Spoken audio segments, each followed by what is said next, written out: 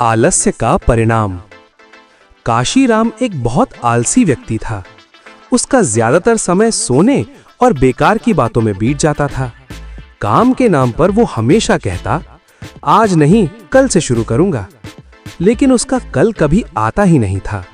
यही कारण था कि वो हमेशा गरीब ही रहा। जब गेहूं बोने का समय आया, गांव के सभी लोग अपने अपने खेतों की तैयारी में जुट गए। सभी ने खेत जोता, सभी ने घास साफ की, सभी ने खाद और पानी का इंतजाम किया। सब चाहते थे कि उनकी फसल अच्छी हो। काशीराम भी एक दिन गेहूं बोने खेत पहुंचा, लेकिन उसका खेत तो घास फूस से भरा पड़ा था।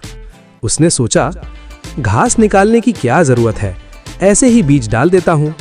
उसने बिना मेहनत किए गेहूं बो दिए और घर लौट आया। इसके बाद वो 4 महीने तक खेत की ओर झांकने भी नहीं गया। इधर गांव वाले दिन रात मेहनत करते रहे। वे पानी देते, निराई गुड़ाई करते और फसल की रखवाली करते।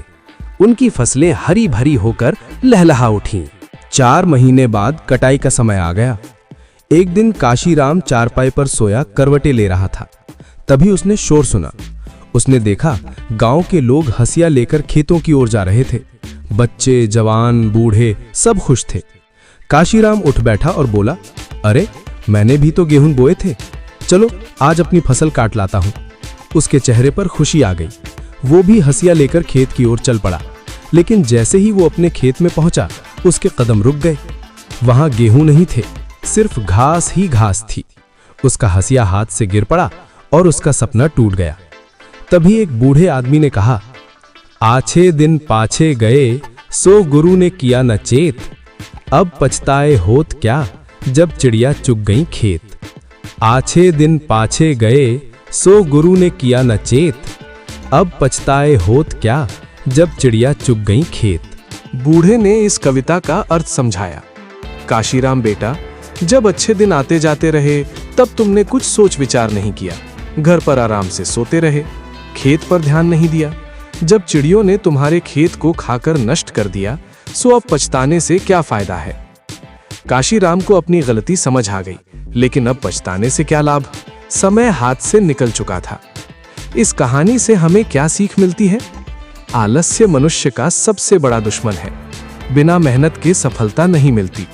समय पर किया गया काम ही फल देता है।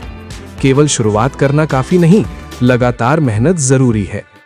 जब अवसर निकल जाए तो पछताने से कुछ नहीं होता।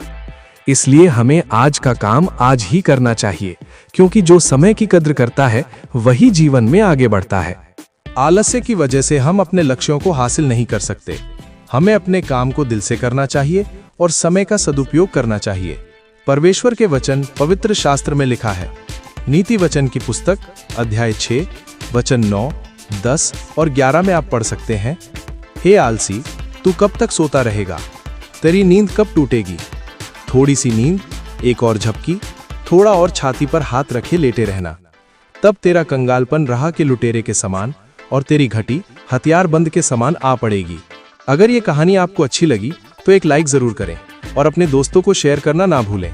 हमारे साथ जुड़े रहने के लिए इस चैनल को सब्सक्राइब करना ना भूलें और अपना और अपने परिवार का ख्याल रखें।